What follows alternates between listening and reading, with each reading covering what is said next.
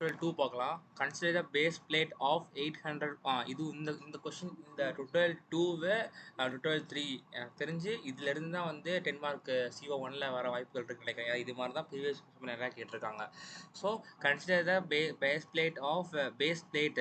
இந்த நான் இதுக்கு முன்னாடி சொன்ன tutorialல கூட நீங்கள் வந்து இந்த மாதிரி டயக்ராம் வரைஞ்சி இது மாதிரி புரிஞ்சு போடுறோமோ இல்லையோ, ஆனால் இந்த இதுக்கு கண்டிப்பாக இப்படி போட்டாலாம் இது வந்து கொஞ்சம் ஈஸியாக அண்டர்ஸ்டாண்ட் ஆகும்.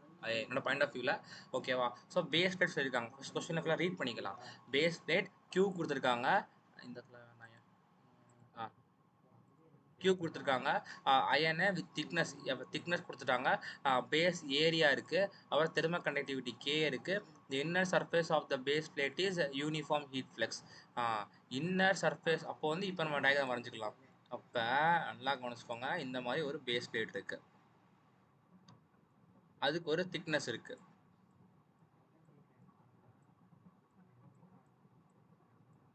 எல். ஓகேவா?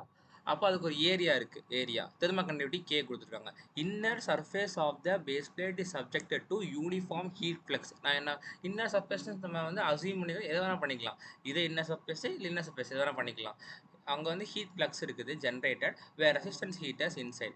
When steady operating conditions are reach the outer surface temperature of the plate is measured to be 85 degree Celsius. ரொம்ப தெளிவாக எழுதணும். ஸோ அப்போ வந்து என்ன இந்த மாதிரி கோடு போட்டுட்டு பென்சிலில் இது வந்து 1 அப்படின்னு மென்ஷன் பண்ணிக்கோங்க. அதுக்கப்புறம் இதே கோடு போட்டுட்டு இது 2 அப்படின்னு மென்ஷன் பண்ணிக்கோங்க. ஓகேவா? அப்போ என்ன சொல்கிறாங்க, இந்த இடத்துல ஹீட், அப்போ இதே இன்னர் வச்சுக்கலாம், இதை வந்து அவுட்ரு 2 வச்சுக்கலாம். அப்போ என்ன சொல்லியிருக்காங்க, T of 2 is equal to 85 அப்படின்னு சொல்லி கொடுத்துருக்காங்க. 85ங்கிறது என்ன, நம்மளுக்கு அவுட்லெட் டெம்பரேச்சரா எங்கே கொடுத்துருக்காங்க, இந்த இருக்கு. Disregarding any heat loss through the upper part of the iron. எங்க ஹீட் லாஸ் எங்கேயும் போல. Express the differential equation and boundary conditions for steady one dimensional heat conduction through the plate அப்படின்னு சொல்லி கொடுத்துருக்காங்க. Obtain relation for variation of the temperature இந்த base plate by solving the differential equation evaluate the inner temperature. இந்த a B படம் தான் சிடினா பண்ணிட்டு இருக்க முடியும். ஸோ ஃபர்ஸ்ட் ஏ என்ன கேட்குறாங்கன்னா, இந்த கண்டிஷனுக்குன்னு சொல்லிட்டு என்ன condition, steady one dimensional heat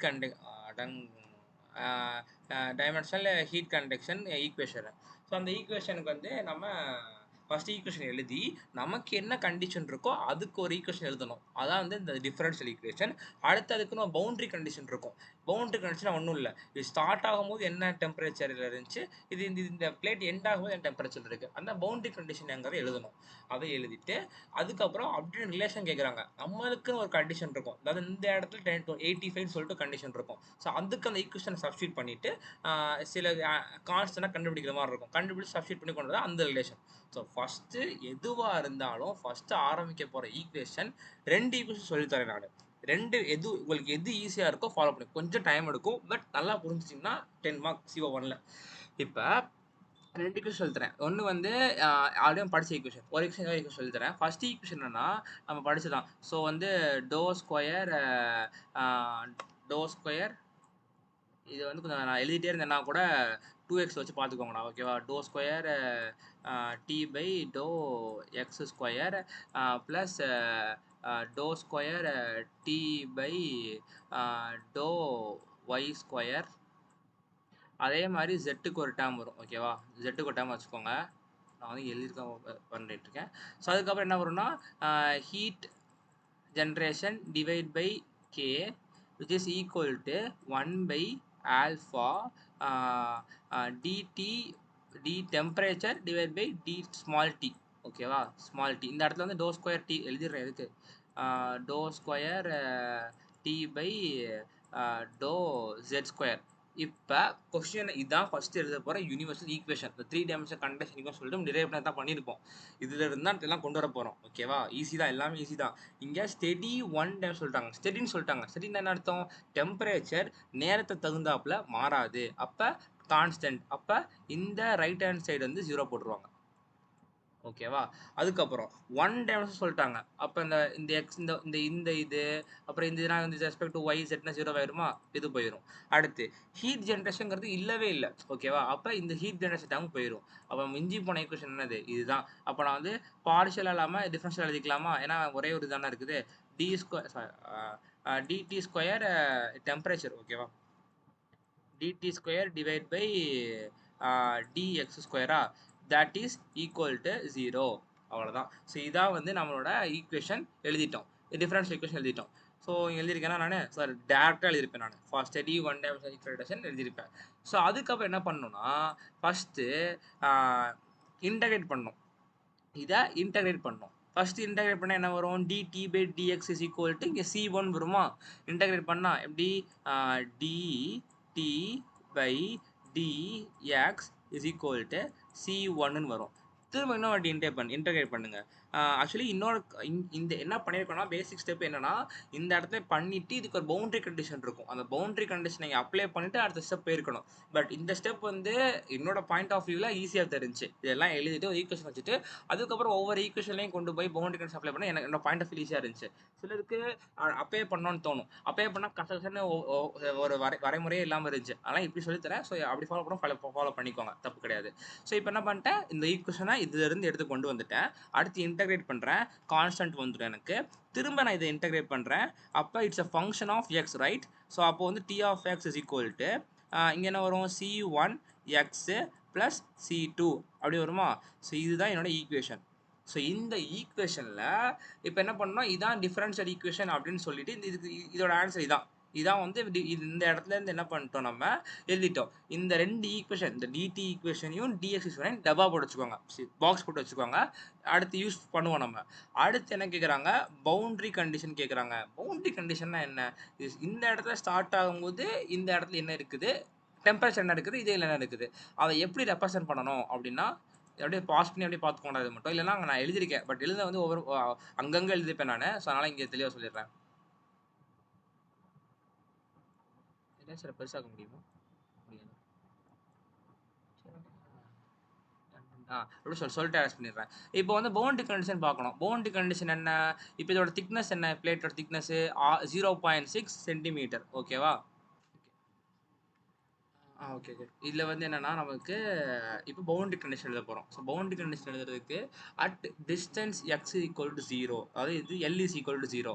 அப்போ எப்படி எழுதணும்னா பவுண்டரி கண்டிஷன் ஹெட்டிங் போட்டுக்கோங்க, போட்டுட்டு அட் எக்ஸ் ஈக்குவல் டு 0 அப்படின்னு இருக்கும்போது எனக்கு டி ஆஃப் 0 எவ்வளவு, ஆக்சுவலி அதான் கேட்டிருப்பாங்க கொஸ்டினில்.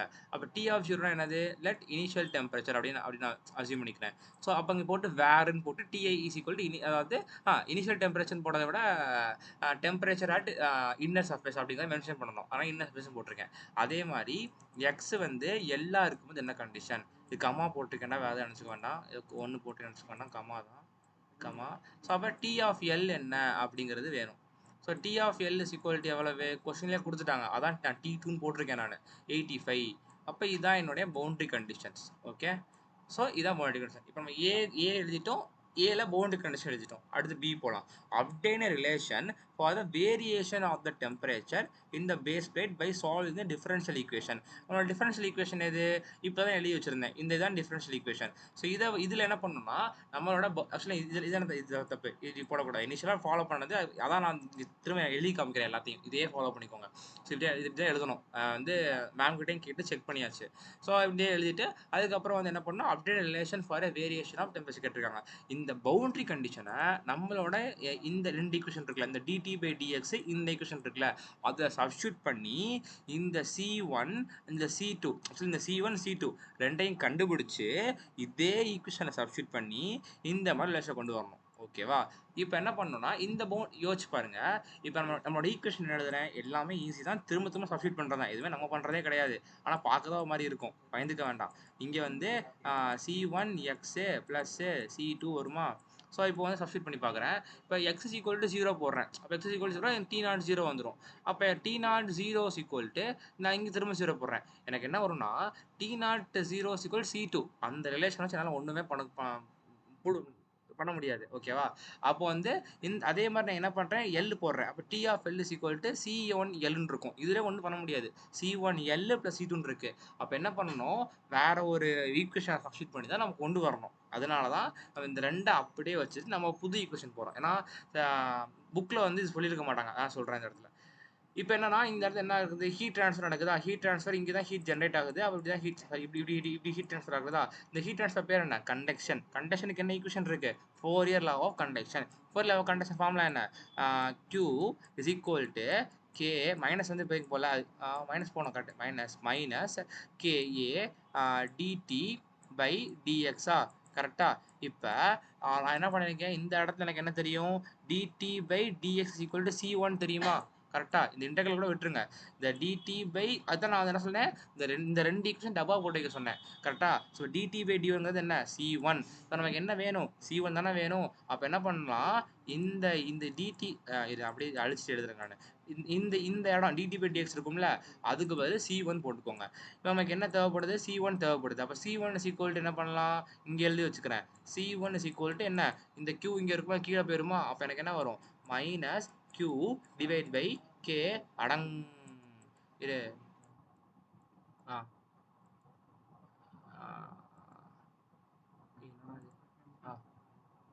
பை KA அப்போ K வந்துருச்சா இப்போ நான் C1 கண்டுபிடிச்சிட்டேன் கரெக்டா இப்போ என்ன பண்ணலாம்னா இப்போ கண்டுபிடிச்ச C1 என்ன பண்ணணும்னா இதில் சப்ஸ்டிட் பண்ணணும் சப்ஸ்டிட் பண்ண என்ன வரும் T of x equal to இந்த டேர்மை இன்டிஎக்ஸ் பை ப்ளஸ் C2ன்னு வரும் அப்படி வந்திருக்கா எங்கே வந்திருக்கு வந்திருக்கு T of x ஈக்குவல் இது இப்போ இதிலே சொல்லி கொடுத்துட்றேன் ஏன்னா மேலே வந்து நான் சும்மா இனிஷியல் எழுதுனால சும்மா எதாவது எழுதிருப்பேன் இப்போ எல்லாம் டெரிவேஷனாக பண்ணணும் பண்ணியாச்சு இப்போ இதில் சொல்லி கொடுத்துருவேன் இப்போ TX equal to Q by minus KX by C2 இருக்கா இப்போ எனக்கு என்ன ஈக்குவேஷனு T of x is equal to L இருக்கும்போது T of L ஓட வேல்யூ என்ன எனக்கு 85 அப்போ அந்த 85 இங்கே போட போகிறோம் அப்போ x is equal to L மட்டும் போடு இந்த இடத்துல L போட்டேன் x is equal to L மட்டும் போடு L போட்டேன் இது எல்லாம் அப்படியே தான் இருக்கும் அதுக்கப்புறம் இந்த T of L ஓட வேல்யூ என்ன 85 அப்போ இங்கே 85 போடலாமா அப்புறம் இது அப்படியே இருக்குமா அதுக்கப்புறம் என்ன ஆகும்னா இப்போ எனக்கு என்ன தேவை C2 தான் தேவை அப்போ இந்த 85 மட்டும் இங்கே வச்சுட்டு இதை எனக்கு கொண்டு போனால் மைனஸ் இருக்குது ப்ளஸ் ஆகுமா அப்போ C2 கண்டுபிடிச்சிட்டேனா 85 ப்ளஸ் QL பை KA இப்போ எனக்கு C1 இருக்குது C2 இருக்குது அவ்வளோதான் இந்த ரெண்டையுமே கொண்டு போய் சப்ஸ்டிட் பண்ணேன் அப்போ C1 இடத்துல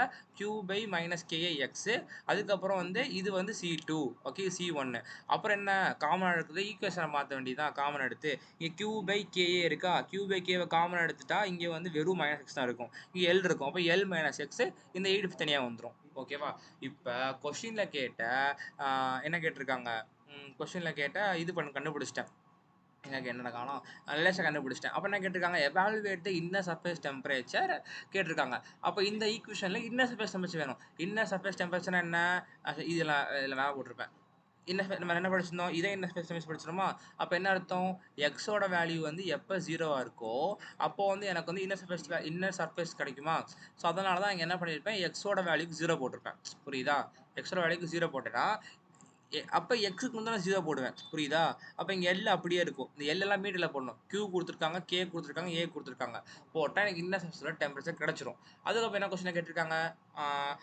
when the base plate is applied to 1200 watt evaluate the inner surface temperature கேட்டிருக்காங்க ஸோ அதே மாதிரி தான் ஒன்றும் இல்லை இது எல்லாமே அப்படியே தான் இருக்க போகுது எக்ஸோட வேல்யூ ஜீரோ இருக்க போகுது இங்கே 800 வேல் 1200 போடுவேன் அவ்வளோதான் வித்தியாசம் ஸோ போட்டேன்னா ஈஸியாக வந்து எனக்கு அது கிடச்சிரும் எல்லாமே ஈஸி தான் ஃபஸ்ட்டு என்ன பண்ணுறோம் இந்த பெரிய டெரிவேஷன் எழுதுவோம் நமக்கு இங்கே கொடுத்துருக்க கண்டிஷன் சப்ஸ்டிட் பண்ணி ஒரு டிஃபரன்ஸ் ஈக்குவேஷன் கொண்டு வருவோம் அடுத்து பவுண்டரி கண்டிஷன் எழுதுவோம் பவுண்டரி கண்டிஷன் சப்ஸ்டிட் பண்ணால் நமக்கு எதுவும் பண்ண முடியாது அதனால் வந்து இந்த ஈக்குவேஷனில் வந்து நம்ம அந்த 4 லா யூஸ் பண்ணி சப்ஸ்டிட் பண்ணிவிட்டு அதுக்கப்புறம் வந்து C2 கண்டுபிடிக்கிறோம் இப்போ ஒரு கவர்னிங் கொண்டு வர முடியும் இப்போ இந்த பவுண்டரி கண்டிஷன் அப்போ இதை யூஸ் பண்ணி ஒரு வேலை இல்லை ஏன்னா இது அன்னோனாக இருக்குது ஆனால் இந்த ஈக்குவேஷன் சப்ஸ்டிட் பண்ணி ஒரு ஈக்குவேஷன் கொண்டு வந்துட்டு கொடுத்த கிவனுக்கு சப்ஸ்டிட் பண்ணிட்டேன்னா எனக்கு எல்லா வேலையும் கிடச்சிடும் ஓகேவா இதே மாதிரி இந்த கொஸ்டின் இருக்கும் இது தெளிவாக பார்த்துடலாம் ஆக்சுவலி இந்த வீடியோ கொஞ்சம் லாங்காக போகும்னு நினைக்கிறேன் அதாவது நாங்கள் ஒன்றா சொல்லணும் consider a large plane wall of thickness L கொடுத்துட்டாங்க பிளேன் வால் அப்போ பிளேன் வால் வரைஞ்சிரு அவ்வளோதான் முடிஞ்சு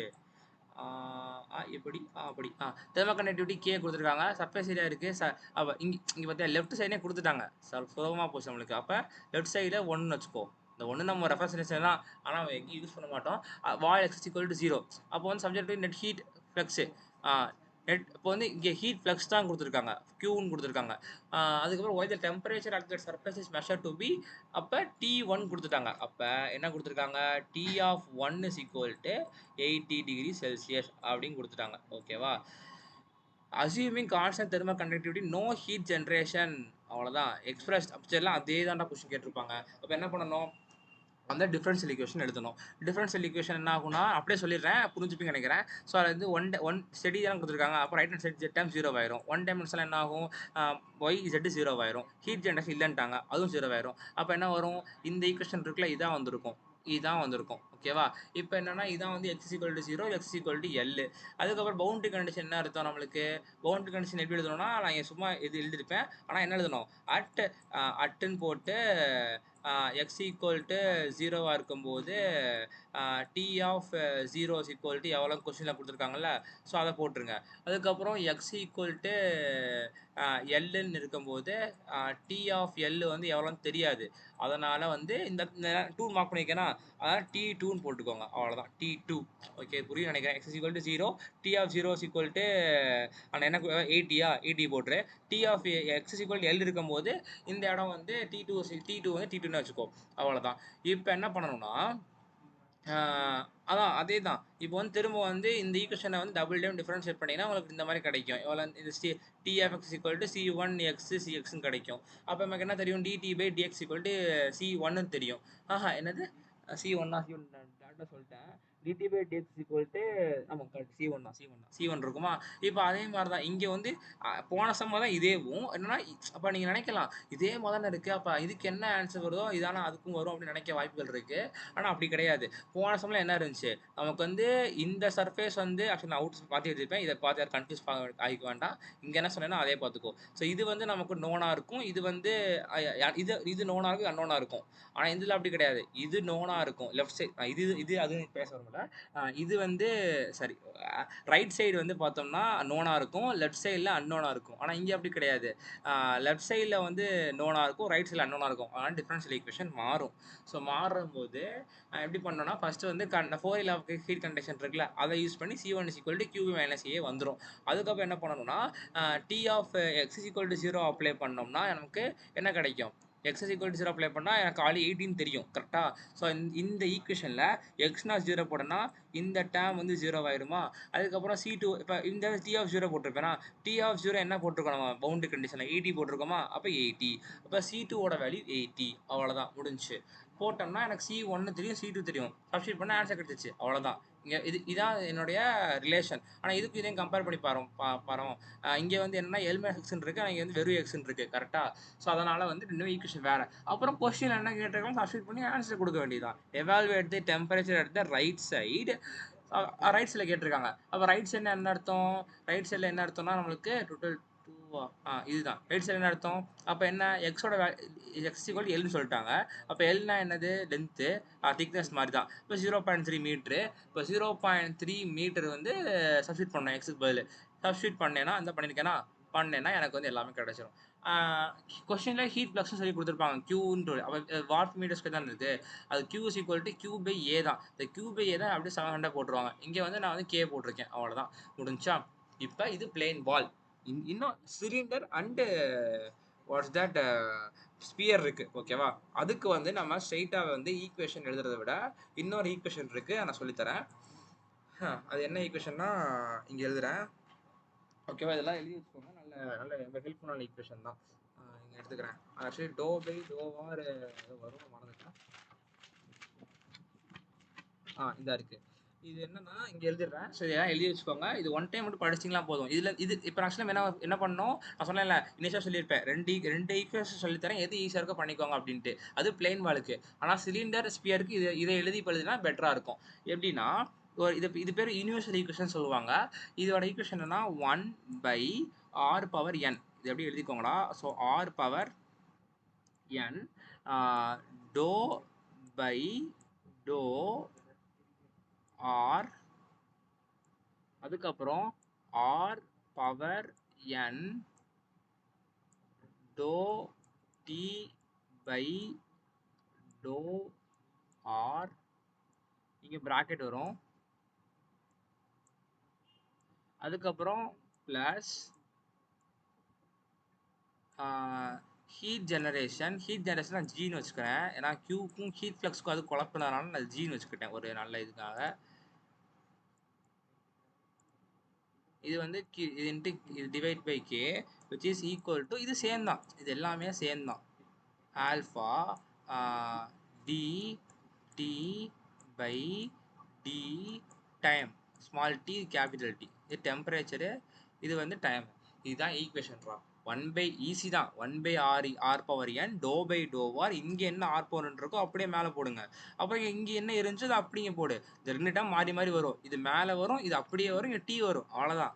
அதுக்கப்புறம் போட்டால் heat generation plus 1 by alpha. இப்போ இந்த ஈக்குவேஷனில் என்ன பண்ணணும்னா n ஈக்குவல் டு 0 போட்டிங்கன்னா you will get equation for plane wall. Plane wall, ஓகேவா? அதுவே நான் வந்து n ஈக்குவல் டு n1 போட்டேன்னா அது வந்து சிலிண்டர்.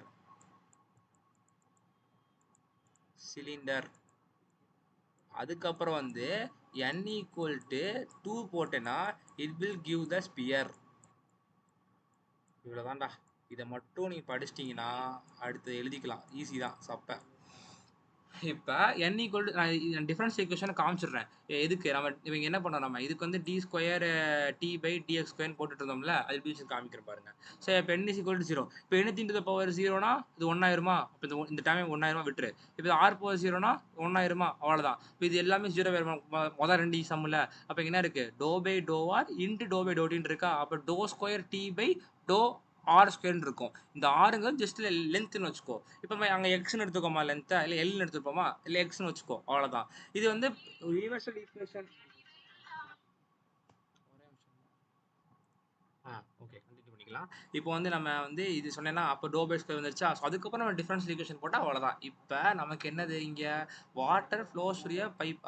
அடேங்கப்பா, வாட்டர் ஃப்ளோஸ் த்ரூ. இப்போ அந்த கொஸ்டின் ரீடே பண்ணலையோ, கொஸ்டின் ரீட் பண்ணிடலாம். ஸோ இப்போ வந்து பைப் கொஸ்டின், அப்போ வந்து சிலிண்டர் தானே, அதனால இந்த ஈக்குவேஷன் தான் நம்ம இன்ட்ரோ மாதிரி கொடுத்தேன் நான் உங்களுக்கு. ஸோ இப்போ வந்து water flows through pipe at average temperature. அப்போ என்ன பண்ணால் இதுக்குமே டயக்ராம் போட்டுக்கோங்க, அதான் பெட்ரு. ஸோ இந்த மாதிரி பைப் இருக்குதாமா, அதோட ஆவரேஜ் டெம்பரேச்சர். அது இல்லாமல் இந்த மாதிரி கொஸ்டின், இதே மாதிரி கொஸ்டின் தான் வந்து G1க்கு சிஏல கேட்ட கொஸ்டினுமே, ஓகேவா? So inner and outer radii of the pipe. அப்போ ரெண்டு ரேடியஸ் இருக்குது. பவுண்டரி கண்டிஷன் என்ன பண்ணுவோம், ரேடியஸில் தான் எடுப்போம், ஓகேவா? ஸோ R1 இருக்குது, R2 இருக்குது respectively. The outer surface of the pipe is wrapped with a thin electric.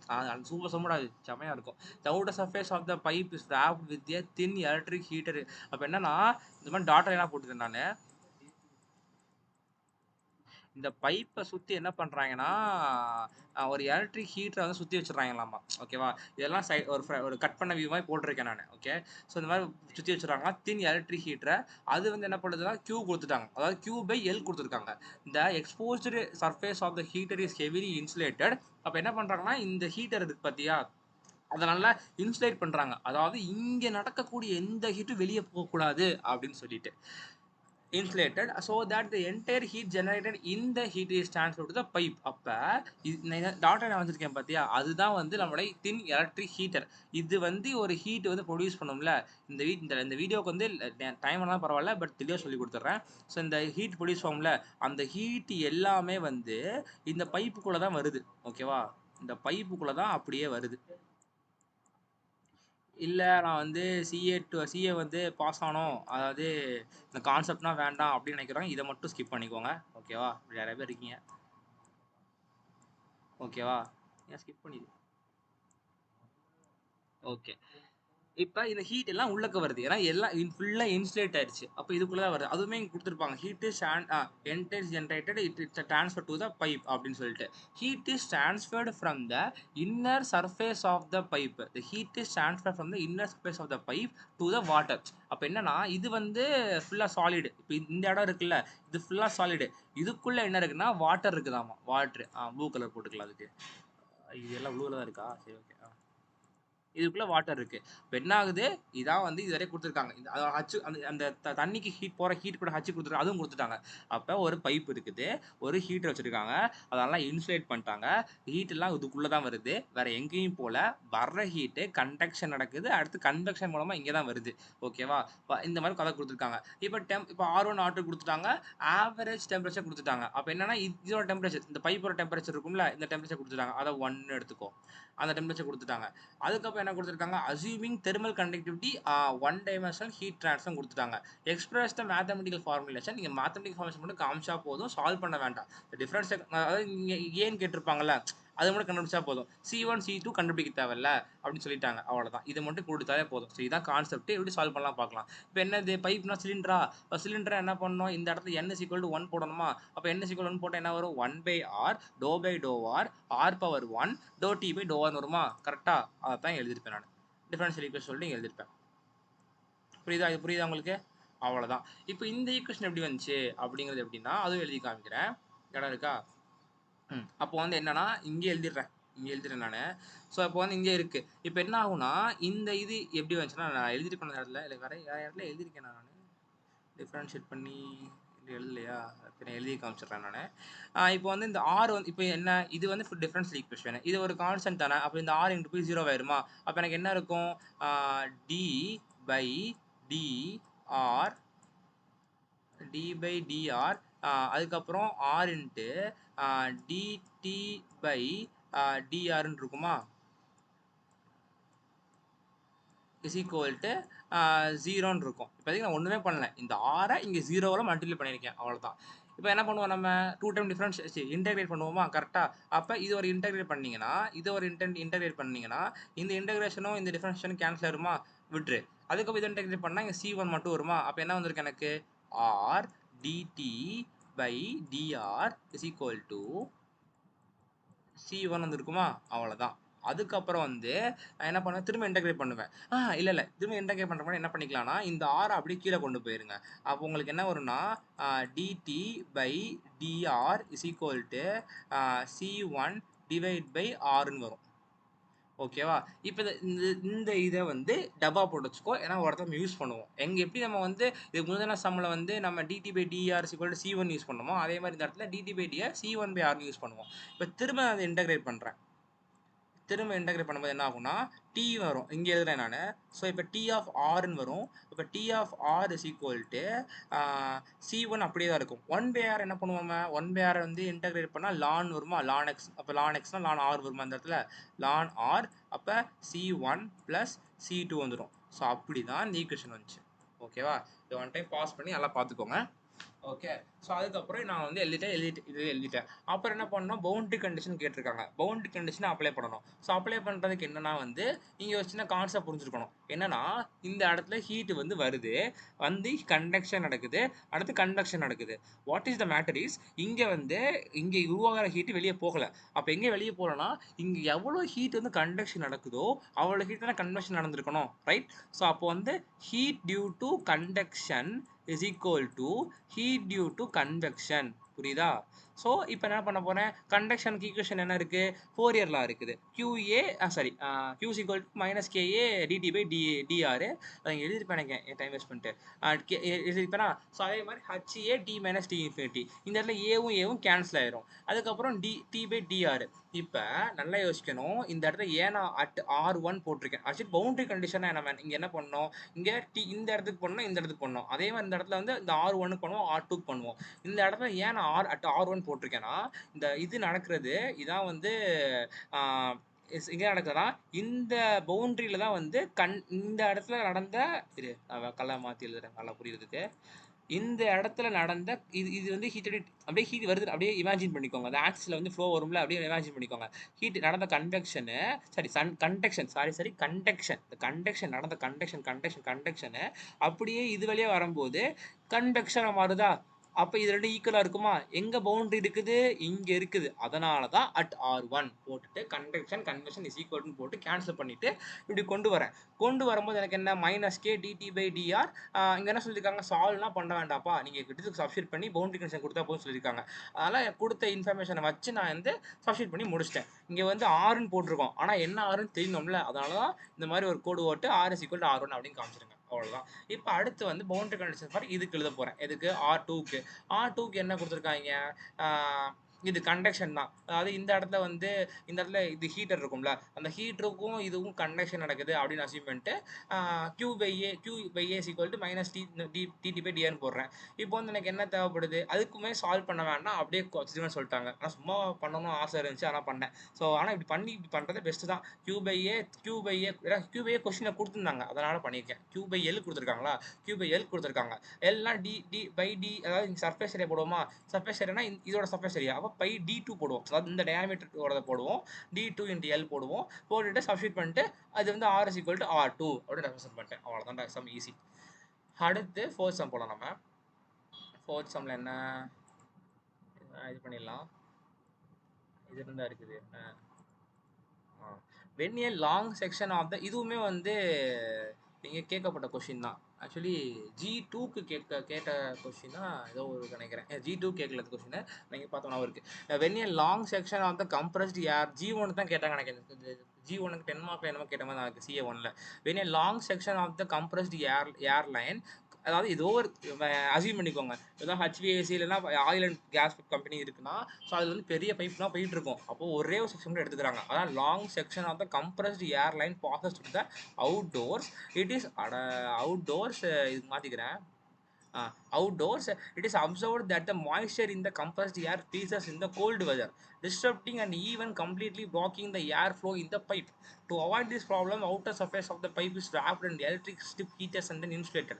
அதாவது ஒரு பைப் இருக்குது, உள்ளக்கு வந்து ஃப்ளோ போயிட்டு இருக்குது, வெளியில உள்ள குளிர்னா ஹீட் வந்து ரொம்ப கம்மி, கோல்டு வெதர் ஆயிடுச்சாமா, உள்ளக்கு வந்து அப்படியே கட்டியாகி நிற்குது, எதுவுமே ஃப்ளோ போக மாட்டேங்குது, அடிச்சுட்டு போக மாட்டேங்குது. அப்போ என்ன பண்ணுறாங்க, சுற்றி வந்து எலக்ட்ரிக்கல் ஸ்ட்ரிப் ஹீட்டர்ஸ் வைக்கிறாங்க. அது என்ன பண்ணும், ஹீட் உள்ளக்கு தள்ளுமா, ஹீட் உள்ள கொடுத்து அப்படியே ஹீட் பண்ணி நல்லா ஃப்ளோ போக வைக்குமா, அப்படி வந்து கொடுக்குறாங்க. ஸோ அதான் கதை. இப்போ என்ன பண்ணுறாங்க, அப்போ வந்து என்ன, அது வந்து ஒரு சிலிண்டர் தானே. ஸோ சிலிண்டர் இதே மாதிரி தான் ஒரு சிலிண்டரு ஒரு மாதிரி போட்டேன், பார்த்துக்கோங்க. To avoid this problem, okay, consider a compressed air pipe of length L is equal to 6 metre. Length கொடுத்துருக்காங்க, பைப்போட லென்த்து இப்படி இந்த மாதிரி பார்த்தோம்னா ஒரு பைப்பு லென்த் இருக்கும்ல, அது கொடுத்துருக்காங்க இந்த மாதிரி. அது வந்து லென்த் தான் 6 மீட்ரு. இன்னர் ரேடியஸ் அப்போ R1 கொடுத்துட்டாங்க, அவுட்டர் ரேடியஸ் R2 கொடுத்துட்டாங்க, அண்ட் தெர்மல் கண்டக்டிவிட்டி K கொடுத்துருக்காங்க. Equipped with 300 watt strip heater, அப்போ Q கொடுத்துருக்காங்க. Air is flowing through pipe at temperature of -10 degrees கொடுத்துட்டாங்க. அப்போ ஏர் எதுக்குள்ளே போகுது, இதுக்குள்ளே தானே போகுது. ஏன்னா ஏர்லைன் தான் பேசிட்டு இருக்கு. அப்போ ஏர் டெம்பரேச்சர் -10 சொல்லி கொடுத்துட்டாங்க. அப்போ வந்து நான் சென்டர்ந்து போட்டிருக்கணும். கரெக்டு, இந்த சென்டரில் தானே ஏர் போயிட்டு இருக்கும். ஸோ சென்டர்லேருந்து 1 சொல்லி நான் போட்டுட்டேன். அப்போ T1 தான் என்னுடைய ஏர் டெம்பரேச்சரு. அப்புறம் ஆவரேஜ் கன்வெக்ஷன் ஹீட் ட்ரான்ஸ்ஃபர் வந்து ஹச் எங்கே நடக்கும், இதுக்கும் இந்த ஏருக்கும் இங்கேயோ சர்ஃபேஸ் நடக்கும் H. Assuming 15% of the heat generated in the strip heater is lost through insulation. பார்த்தோம்னா இந்த இடத்துல ஃபுல்லாக இன்சுலேட் பண்ணிட்டோம் அப்படின்னு சொல்லி கொடுத்துட்டாங்க. ஆனால் இங்கே அப்படி கிடையாது, இன்சுலேட் பண்ணியுமே 15% வந்து வேஸ்ட்டாக போகுது தான். அப்போ 300ல் 15% எவ்வளோங்கிறத பார்த்து அதை கழித்து அதை மட்டும் 15% கண்டுபிடிச்சி அதை வந்து மொத்தமாக கழிக்கிறதும் சரி, இல்லை 15% 80% எவ்வளோங்கிறத 80% எவ்வளோ கண்டுபிடிச்சி அதை மட்டும் Q யூஸ் பண்ணுறது பெட்ரு. ஓகேவா? அதே மாதிரி தான் கேட்டிருக்காங்க, differential equation, boundary condition, relation எல்லாம் கேட்டிருப்பாங்க. அதை கண்டுபிடிக்கணுமா. இப்போ ஃபர்ஸ்ட் என்ன, இது என்ன சிலிண்டரு, அப்போ இந்த ஈக்குவேஷன் படிச்சிருக்கோமா. அப்போ இங்கே ஹீட் ஜென்ரேஷன் இருக்கா, இல்லை. ஹீட் ஜென்ரேஷன் சில பேர் என்ன நினைப்பாங்கன்னா, இங்கே ஸ்ட்ரிப் ஹீட்டர் ஹீட் ஜென்ரேட் தானே பண்ணுது அப்படின்னு நினைப்பாங்க. அப்படி கிடையாது, வந்து ஜஸ்ட் ஹீட் கொடுக்குது. ஹீட் ஜென்ரேட் பண்ணுறது வேறு, ஹீட் கொடுக்குறது வேறு, அது ரெண்டு வித்தியாசம் இருக்குது. அப்போ ஹீட் ஜென்ரேஷன் 0, ஸ்டெடி தான் 0. அப்புறம் வந்து இதுக்கு வந்து என்ன சிலிண்டரா, அப்போ 1/R4 என்ன இந்த மாதிரி போட்டுக்கோங்க. ஸோ இங்கே தெளிவாக எழுதிட்டு நினைக்கிறேன், இங்கே அந்த எழுதிருக்கேன்னா. ஸோ அவ்வளோதான். இப்போ என்னன்னா இங்கே எழுதியாச்சு. இப்போ பவுண்டரி கண்டிஷன் கண்டுபிடிக்கணும். அங்கே ஆல்ரெடி அங்கே சொல்லி கொடுத்த கான்செப்ட் தான். எப்படி வந்து இங்கே நடக்குதோ அதே மாதிரி தான் திரும்ப நான் சொல்லியிருக்கேன்.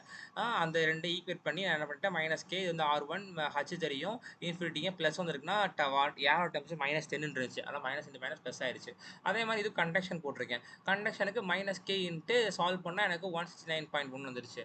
இப்போ என்ன பண்ணோம்னா, இந்த ஈக்குவேஷன் ஆல்ரெடி போட்டு வச்சுருப்போமா நம்ம, அதை வந்து டிரைவ் பண்ணி T(r) C1 Lana into C2 வச்சுருப்போமா. போட்டுட்டு அடுத்து என்ன பண்ணணும்னா, நான் என்ன சொல்லியிருக்கேன் எப்பயுமே, இந்த எங்கன்னா நமக்கு வந்து dt/dr வந்து வருதோ அதோட வேல்யூ, அதாவது அதோட வேல்யூ என்ன, C1/r.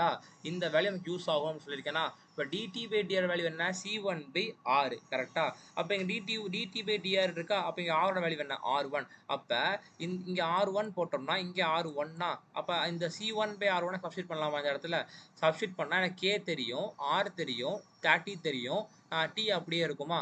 இந்த T அப்படியே இருந்துச்சுன்னா என்ன ஆகும்னா, இந்த T வந்து T(r1) மாறும். அப்போ நமக்கு அவன் என்ன படிச்சிருக்கோம், ஃபர்ஸ்ட் கொஸ்டினில் எனக்கு C1 தான் வேணும்னு படிச்சிருக்கோம். அப்போ எதுவும் C1 கண்டுபிடிச்சிருவீங்க. புரியுதா.